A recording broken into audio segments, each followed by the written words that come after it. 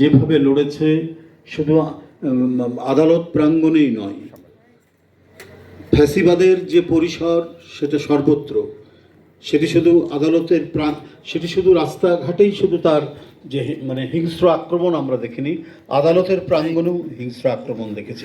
সেই হিংস্র আক্রমণের শিকার হয়েছেন এই সমস্ত আইনজীবীরা। তারা সব নিচে বসেছেন। আমার শুধু আমার শারীরিক কারণে বসতে হয়েছে চেয়ারে।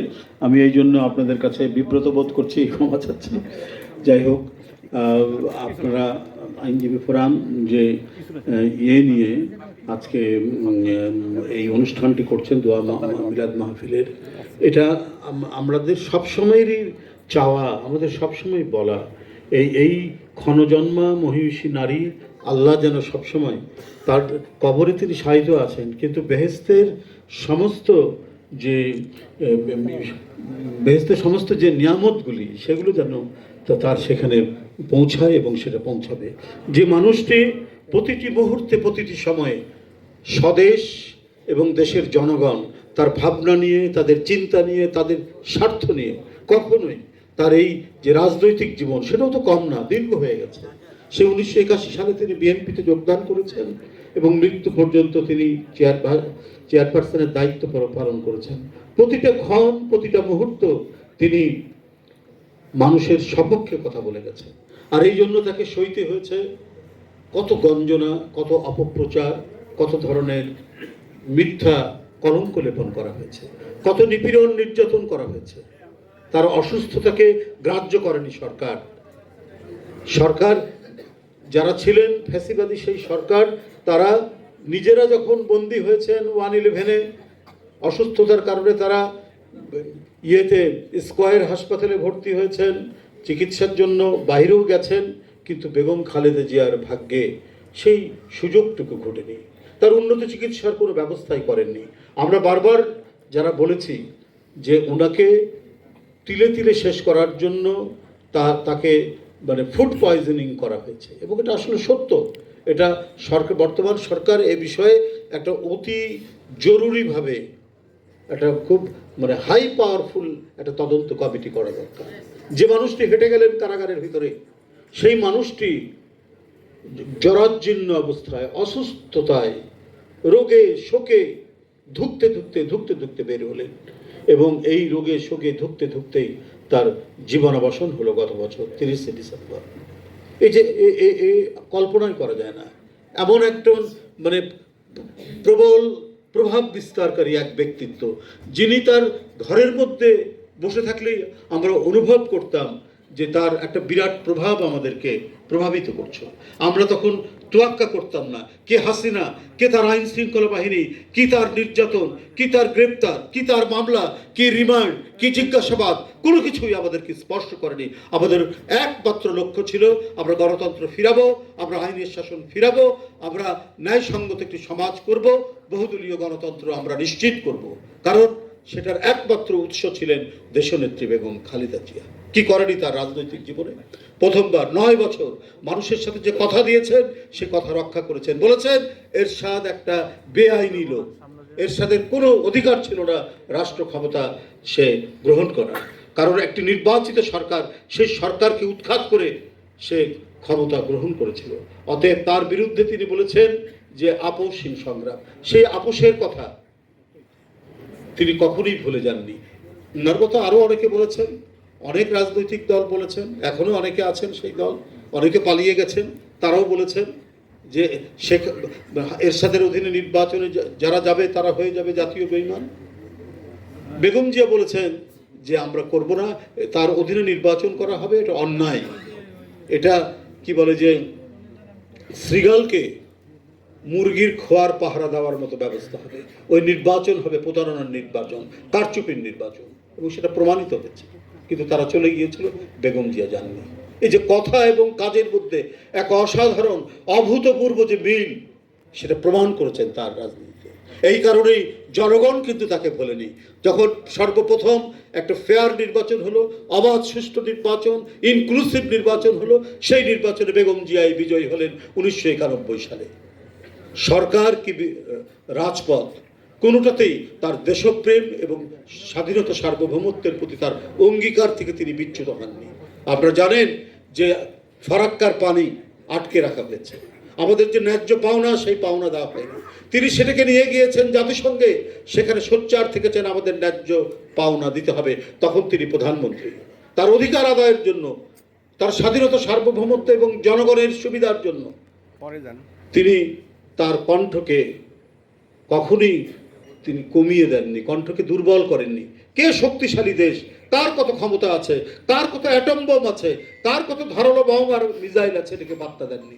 ঠিকই কণ্ঠ উচ্চারিত তার বাণী সেদিন পৌঁছেছিল আপনার জাতিসংঘে। ঠিক একইভাবে উনি যখন ক্ষমতায় 92 সালে, তখন রোহিঙ্গাদের নিজ আবাসস্থল থেকে, নিজ দেশ থেকে তাড়িয়ে দিল সেখানকার সরকার। এইটার এই ব্যাপারে তিনি আন্তর্জাতিক মহলকে আহ্বান জানিয়েছিলেন যে তাদেরকে কিছু এদের বিষয়ে এগিয়ে আসতে, নিজে কূটনৈতিক তৎপরতা চালান। এমনকি উনি যখন মার্কিন যুক্তরাষ্ট্র সফর করলেন, তাকে রাষ্ট্রপতি, সে দেশের রাষ্ট্রপতি তাকে দাওয়াত করেছিলেন হোয়াইট হাউসে। হোয়াইট হাউসে গিয়ে প্রথম এজেন্ডাই ছিল যে রোহিঙ্গাদের ফেরত দেওয়ার ব্যাপারে একটা আন্তর্জাতিক একটা ফোরাম গড়ে তোলা, হোয়াইট হাউস যেন কিছু করে। এই যে জনগণের জন্য, মানুষের জন্য তার একের পর এক কাজ তিনি করেছেন। আপনার গার্মেন্টসকে আরো বিস্তৃত করেছিলেন এবং মহিলাদের ক্ষমতায়নের ব্যাপারে তার যে অবদান এ জাতি কোনোদিন ভুলে যাবে না। প্রায় 29% নারী যে জনশক্তি, 29% নারী আপনার গার্মেন্টসে নিয়োজিত হয় খালেদা জিয়ার প্রথম আমলে। এটা হচ্ছে তার বিরাট এক বিশাল এক কৃতিত্ব।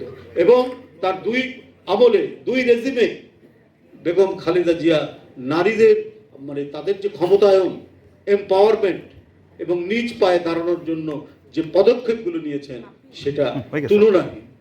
ইন্টারমিডিয়েট পর্যন্ত তিনি ফ্রি এডুকেশন করলেন নারীদের জন্য এবং কথা দিয়েছিলেন যে এর পরে যদি আমরা ক্ষমতায় আসি তাহলে আমি এটা বিয়ে পর্যন্ত করব। আপনাদের আনন্দ সংবাদ, এরপরে হয়ে গেল চক্রান্ত, এরপরে ষড়যন্ত্র। তিনি আর পরের বার আসতে পারলেন না বা আসতে দেওয়া হলো না। তার জ্যেষ্ঠ পুত্র আজকে দেশের প্রধানমন্ত্রী, তিনি ঘোষণা করেছেন অনার্স পর্যন্ত মেয়েদের, ছাত্রীদের বিনা বেতনে তারা পড়তে পারবে। তো এই যে অবদানগুলি, তার এই অবদানগুলি ভুলে যাওয়ার কোনো বিষয় নাই বন্ধুরা। এই কাজগুলো তিনি করেছেন। 3টা প্রত্যয় নিয়ে বেগম খালেদা জিয়া জাতির কাছে চিরস্মরণীয় হয়ে থাকবেন। একটা হচ্ছে তিনি স্বাধীনতা সার্বভৌমত্বের প্রশ্নে এই 2টি প্রত্যয় তিনি কোনোদিন আপোষ করেননি, আর গণতন্ত্রের প্রশ্নে তিনি আপোষ করেননি। তাকে জরাজীর্ণ একটি যে কারাগারের মধ্যে বন্দী করে রাখা হয়েছিল, কদিন আগে তিনি লন্ডন থেকে ফিরে এসেছেন, কারাগারে যাওয়ার আগে 2 চোখ ছিল তার অপারেশন করা, সেইখানে যদি ধুলা বালি জমে তাহলে আরো বেশি ক্ষতিগ্রস্ত হবে, কোনো পরোয়া করেননি, বীর দর্পে তিনি সেখানে চলে গেছেন। অথচ এমন হিমালয় পর্বতের মতো অটুট থেকেছেন, অবিচল থেকেছেন যে শেখ হাসিনা বহু চেষ্টা করেও তার পাতানো নির্বাচনে এবং সে যে একটা অবৈধ সত্তা, সেই সত্তাকে স্বীকৃতি দেওয়াতে পারেননি বেগম খালেদা জিয়াকে দিয়ে। এইটাই হচ্ছে শুধু বেগম জিয়ার এই ভূমিকার কারণেই আজকে বিএনপির গৌরব, আমাদের গৌরব। আমরা যারা এখানে ছোট্ট একটি কর্মী আছি, আমাদের গৌরব। উপস্থিত আইনজীবী বৃন্দ, আইনের প্রতি ছিল তার অগাধ শ্রদ্ধা। আমরা সব সময় দেখেছি, আমরা প্রায় বলতাম যে ম্যাডাম আপনি যে এই যে মাদ্রাসা কোর্টে যে যাচ্ছেন, এটা তো ক্যাঙ্গারু কোর্ট, এই কোর্টে আপনার কি করবে? আমরা বরং চূড়ান্ত আন্দোলনে যাই। বলে না, আন্দোলনের জন্য প্রস্তুতি নাও, কিন্তু আমি শেষ পর্যন্ত দেখেছি ছাড়বো, আইনি লড়াই করবো। এই যে খোকন ভাইরা আছেন এখানে, সবাই উপস্থিত আছেন, তারা বীরের মতো সেদিন লড়েছেন। আমার চোখের সামনে দেখা তারা কিভাবে সেখানে কাজ করেছেন, সে কিভাবে জজের সাথে সেখানে লড়াই করেছেন এবং বাহিরে তারা কিভাবে কথা বলেছেন সাংবাদিকদের সামনে ম্যাডামের ইয়ে নিয়ে। কিন্তু তাও তিনি আইনের যে প্রক্রিয়া, সেই প্রক্রিয়া থেকে তিনি বিচ্যুত হননি। বলছে না, আমি যাব, দেখি আইনি প্রক্রিয়া কি হয়। তাকে জেল দিয়েছে এবং এটা যে পাতানো এবং এটা যে প্রহসনের জেল, এটা যে নির্দেশিত জেল, এটা যে ফরমান জারি করা তার কারাগার, এটা তো প্রমাণিত হয়েছে। কি বলে, লোয়ার কোর্ট দিল 5 বছর, হাইকোর্ট দিয়ে দিল 10 বছর। এগুলো সমস্ত কিছু একটা পাতানো ব্যাপার। তারপরেও তাকে আমরা যারা সেই সময় দেখা করতে যেতেন, আইনজীবীরা যেতেন, খোকন ভাইরা যেতেন, জয়নাল ভাইরা যেতেন, দেখা করে আসতে পারতেন, আর আমাদের স্ট্যান্ডিং কমিটির মেম্বাররা যেতেন, তাদের কাছ থেকেও শুনেছি যে ওই কারাগারের ভিতরেও তাকে যেন কোনোভাবেই টলানো যায়নি, হিলানো যায়নি। দেখুন, তিনি হয়তো পৃথিবী থেকে চলে গেছেন, সম্মানের সাথে লক্ষ কোটি মানুষের অপূর্ব সেই যে উপস্থিতির জানাজার মধ্যে দিয়ে শ্রদ্ধা ভালোবাসার এক প্রচণ্ড গভীরতা, অতলান্ত গভীরতায় দিয়ে চোখের পানি মুছতে মুছতে তিনি আমাদের কাছ থেকে চলে গেছেন। এটাই হচ্ছে বেগম খালেদা জিয়া। উপস্থিত আইনজীবী বৃন্দ, তাই ছোট্ট পরিসরে ছোট্ট কথায় তার কথা বলা যাবে না, তার বর্ণনা করা যাবে না। তিনি এদেশের মানুষের কাছে এমন মহিরুহ হয়ে উঠেছিলেন, তার সামগ্রিকভাবে এত বিশাল এক বৃক্ষ, এই বৃক্ষের ছায়ায় যেন গোটা জাতিকে তিনি ছায়া দিয়ে রাখতে চেয়েছিলেন এবং তাই করেছেন। শেষ দিন পর্যন্ত, মৃত্যুর দিন পর্যন্ত তিনি সেই ভূমিকায় পালন করে গেছেন। এই জাতি কোনোদিন তার অবদান ভুলবে না। অবিস্মরণীয় তার স্মৃতি আমাদেরকে, আমাদের মনে চিরদিন জাগরুক হয়ে থাকবে। আমরা তার যে কর্তব্য কর্ম, তার যে অবদান, তার যে অর্জন, সে অর্জনকেও আমাদের ভুলে গেলে হবে না। আমরা সবসময় সেটি মনে রাখতে হবে। তিনি যে কাজগুলো করে গেছেন এবং যে কাজগুলো করতেন, আমরা যদি রাষ্ট্রের গণতান্ত্রিক বিকাশ, আমরা যদি আমাদের সমাজের গণতন্ত্রের চর্চা যদি আমরা অব্যাহত রাখি, তাহলেই আমরা বেগম জিয়াকে, তাকে সম্মান জানানো হবে। আমরা যদি আইনের শাসন প্রতিষ্ঠা করতে পারি, তাহলেই বেগম জিয়াকে শ্রদ্ধা জানানো হবে। আমরা যদি কথা বলার স্বাধীনতা, আমাদের কণ্ঠকে, আমাদের মত যাই হোক না কেন, ভিন্ন মত থাকতে পারে, কিন্তু সব মত একটি জায়গায়, একটি দেশে তারা কথা বলবে। কেউ গুমের ভয় করবে না, কেউ গুপ্ত হত্যার ভয় করবে না, কেউ রাষ্ট্রীয় কোনো হত্যার ভয় করবে না। এই ধরনের একটি নির্ভয় গণতান্ত্রিক সমাজ গড়ার যে যদি আমরা নিশ্চিত করতে পারি, তাহলেই বেগম খালেদা জিয়াকে আমরা শ্রদ্ধা জানাতে পারবো, কারণ তিনি এই কাজগুলোই করতে চেয়েছেন। তার আরাধ্য কর্তব্য ছিল এই কাজগুলি। বন্ধুরা আমার, তার সুযোগ্য পুত্র জনাব তারেক রহমান আজ প্রধানমন্ত্রী। তাদেরই ধারাবাহিকতায়, তাদেরই জনপ্রিয়তা, তাদেরই আদর্শ, তাদেরই দর্শনকে হাতে নিয়ে তিনি আজকে দেশ পরিচালনা করছেন। আজকে আগামীকাল 180 দিন হবে, 6 মাস পূর্ণ হবে। তো আমি শুধু বলবো যে অনেক তার যে সোশ্যাল আপলিফমেন্ট, সামাজিক সুরক্ষার ব্যাপারে যে কাজগুলো তিনি করেছেন, এটা তো নিঃসন্দেহে প্রশংসার দাবিদার এই সময়ের মধ্যে। এবং তিনি যেদিন প্রধানমন্ত্রী হয়েছেন, তার পরের দিন থেকে তিনি ফ্যামিলি কার্ড, তিনি কৃষক কার্ড এবং হেলথ কার্ডের জন্য তার ঘোষণা, তিনি কিলোমিটারের পর কিলোমিটারের যে খাল খনন, সেইটা তিনি শুরু করে দিয়েছেন।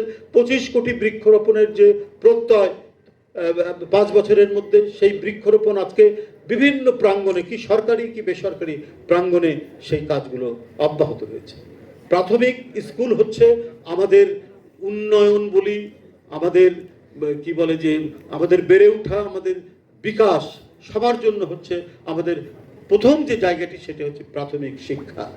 সেই প্রাথমিক শিক্ষাকে এটাকে উন্নত করার জন্য তিনি যে পদক্ষেপগুলো নিয়েছেন এই 6 মাসের মধ্যে, তার মধ্যে একটি হচ্ছে যে ছাত্রদেরকে, প্রাইমারি স্কুলের ছেলে মেয়েদেরকে স্কুল ড্রেস এবং স্কুল ব্যাগ এবং একটি কেটস তাদেরকে দেওয়া হবে। এই কাজ তিনি শুরু করে দিয়েছেন এবং তাদেরকে 1 স্টুডেন্ট 1 ট্রি, প্রত্যেকটি স্টুডেন্টকে দিয়ে এই যে আপনার পরিবেশের যে কাজ করানো, সেইটা তিনি করেছেন। এই প্রাইমারি স্কুলের ছেলেরা, তারা প্রতিটা স্কুলে এবং প্রতিটি ছাত্র একটা করে গাছ লাগাবে তারা।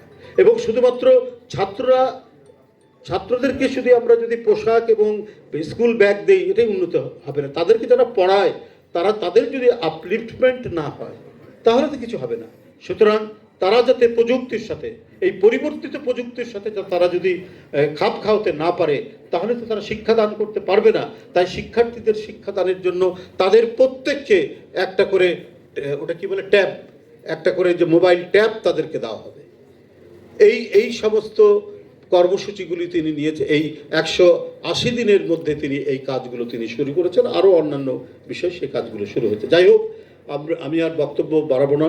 আজকে জাতীয়তাবাদী আইনজীবী ফোরাম যে